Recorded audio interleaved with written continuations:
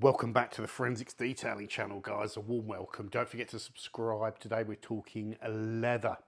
Now, leather specialist Geist, which are the brainchild of Ram Iyer, who you've seen over the years on the channel doing various demos with leather and refinishing and stuff. Ram is an industry expert, a practical expert as well. So as well as being in the leather industry all these years, he's done leather repair as well. So he's taught me everything I know about doing this, and I'm by no means an expert, but I can tackle leather refinishing now because of watching him. You know, that's how you learn. Now, there's two new products from Geist, and they're both interesting. We'll start with this one on the right first, because I think this is of use to a lot of people. This is an ink and dye remover for leather and vinyl. You can see a little piece of leather over there, can't you? It looks pretty clean. So what I did with that piece of leather is got the worst type of ink and perhaps the most common type of ink you can ever get, and that's like a blue biro. And I wrote a squiggle of blue biro on that test piece, which is automotive spec leather, and let it dry. And it's obviously white leather, so you can see it. Do it on black or blue leather, you ain't going to see the ink. Now, those of you watching will think, well, so what, you got ink on your thing and you go and wipe the ink off and it's done. Unfortunately, it's not that easy with ink removal, which is something Ram explained to me. Now, this product, let's just have a look. It's plant-based, like most of the surfactants. Not all, but most of the surfactants in the Geist range are plant-based, organic kind of surfactants. The advantages of organic surfactants tend to be that you can leave them on the surface to do their thing and they'll never damage the surface. If you took a strong, traditional surfactant, certain types of surfactant, you'd put them on the leather, they clean them very quickly and you wipe them off. If you left them on the leather, they, for 24 hours, they'd probably strip the top coat down or break the top coat down. The advantage of these plant-based stuff is it's slower acting. You can leave it on the leather longer, but it doesn't damage the top coat. So that's relevant to the next thing I'm about to tell you. Now, the instructions for use on this, I just want to remove it. I just want to remove it. Just want to read it, okay? It's really important. This is the key thing. Remove stains without delay. So obviously if you get ink there, try and get them before that ink really dries. Not always possible, unfortunately, but it'll make a difference. Do not clean or wet the surface before applying the Geist Ink and Dye Remover. Apply the remover directly into the pen marks and spread with a cloth. Then leave it to lift the colour for at least 30 minutes. Longer for older stains. This is the key thing. Some heavy or older staining may need overnight treatment. Many dyes visibly swim in the surface of the remover liquid. Others need some rubbing with a cotton bud to lift them from the surface. The cotton bud will absorb the dye as it loosens it. Wipe off the remover with a dry microfiber. Okay, so here's what I did. I followed those instructions, wetted out the surface, and after about half an hour, you could see the ink start to swim in the surfactant and sort of, get dissolved a little bit. And then I wiped it off. And then after that, the ink is still there. It hasn't removed the ink stain. Now, that is completely normal with this product. So it's not really with the biro ink on the white oyster leather there. It's not just going to remove it in one pass. So what you need to do with this product is put it back on and leave it. And like they say, the longer you leave it, the more it will carry on doing its thing. So after that, I started applying it, wetting out the surface with the surfactant, leaving it and overnight, and then coming back the next day, wiping it with a cotton swab, these kind of like makeup cotton swabs, just to lift the ink, and then just wiping the rest of the surfactant off and repeating that process. And it took, I'll have to go back through the footage and overlay it, but I think it took at least 4 or 5 hits, if you like, of doing this for about a week, which is what Ram said to me when he originally described the product. Now, when Ram originally described the product to me, and he said, yeah, so this surfactant can take 7 days, you know, or multiple days to work. I thought initially, well, that's a showstopper, isn't it? That's a showstopper problem. And it is, potentially, but there's a reason it takes this long.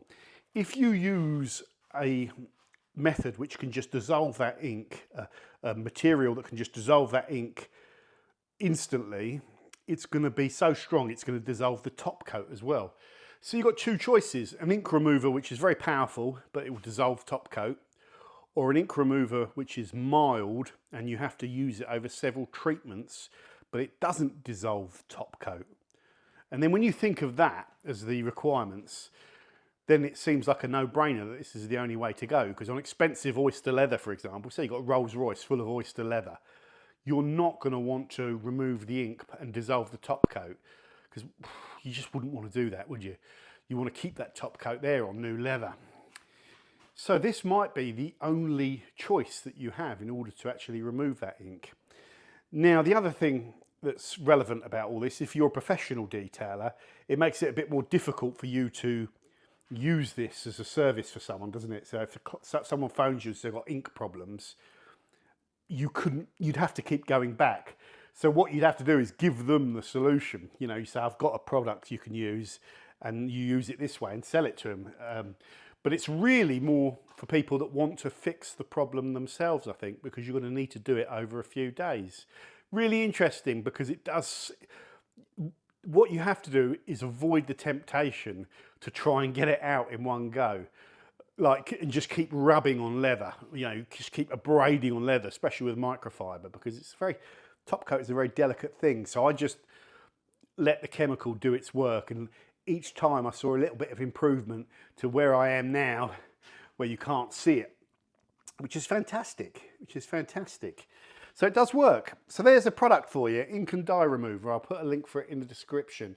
You get 200 ml. I'm not sure what the price is, but I've used probably less than 3 to 5 ml, just tiny amounts of surfactant each time and wet over the surface.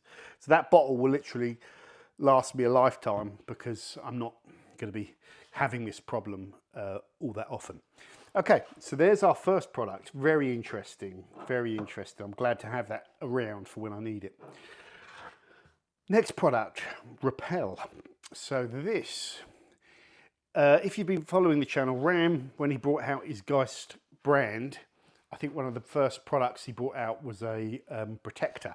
So we know with leather, the name of the game is cleaning it all. And once you've got clean leather, it's a case of, you know, not wearing any silly things and studs on your jeans that are going to scratch the leather, and fresh denim that transfers, you know, stuff across. So what you do is you put like a low friction blocker thing on there. I think that's what it's called, his product. Leather and vinyl friction blocker or something. I can't remember. And that just is great because it lowers friction, so you're getting in and out of the car. You shouldn't be abrading on the leather quite as much. And we've done testing on those 3 or 4 years ago, or 5, 6 years ago, with a machine, with a, what's it called? Martindale test machine for the PVD magazine. Yeah, and they work. They lower friction dye from denim transfer. That's what we were testing.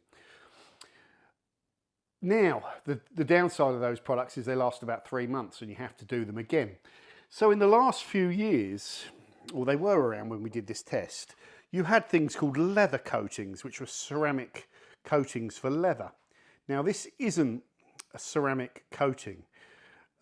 This is a polymer sealant. You know, it's like probably an SI material, a specialty material that you apply to the surface of your seat, and it's just like applying a layer of water. It's like applying a layer of water over the surface.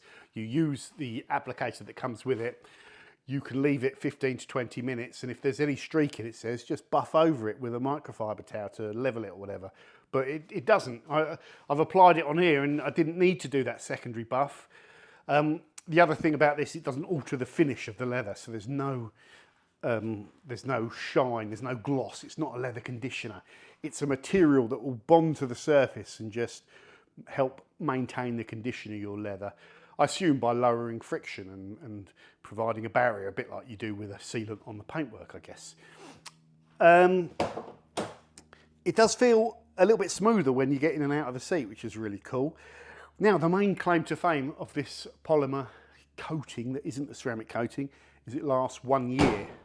It lasts 1 year, so once you've put it on, you're good for a year, which is interesting because I do follow RAM's regime, and what I tend to do after I've done a deep clean of my seats with all of these products that I've got from RAM, you know, all of these Geist stuff, I use it to do deep, proper cleans.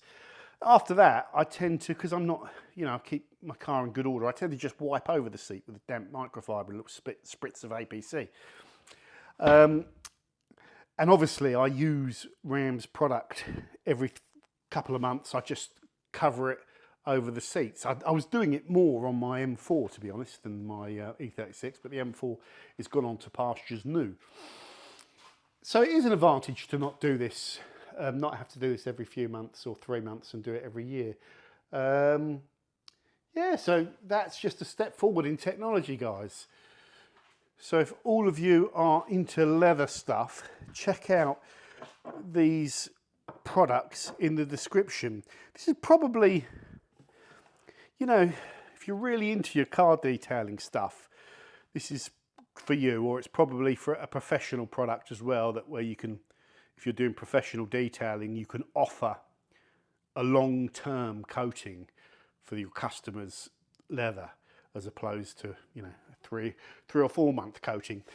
What options have you got? Well, the only options, if you don't go with something like this, are ceramic coatings for leather, and there's probably more of those than I could name now, but I know CarPro had one originally and Geon have got one. So John, will you be doing a test on, you know, all these new technology leather coatings? We will see. We will see. It's a lot of work, and we'd have to get a Martindale test machine, and I think the only way I would do it is if Bert and Ian were up for helping. If they're still doing that sort of stuff, I don't know. They're taking a bit of a break at the moment, but when they come back, hopefully they'll be back with a vengeance in 2025 at some point, and we can discuss that. Yeah, well, you have to look at how many rival products there are. Does it make an interesting article? How much work is involved? Because we'll be repeating ourselves as well. But really, you need that Martindale test machine to test them properly. So there we go. Hope that's good. Hope you're all doing well. Let us know what you're up to in the comments. Let us know what your leather regime is. Ram, if you're watching, good to see you. I need to speak to you.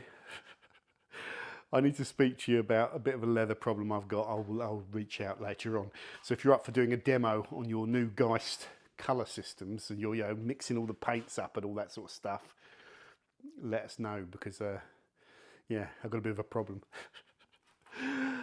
Other than that, take care, and I'll see you soon.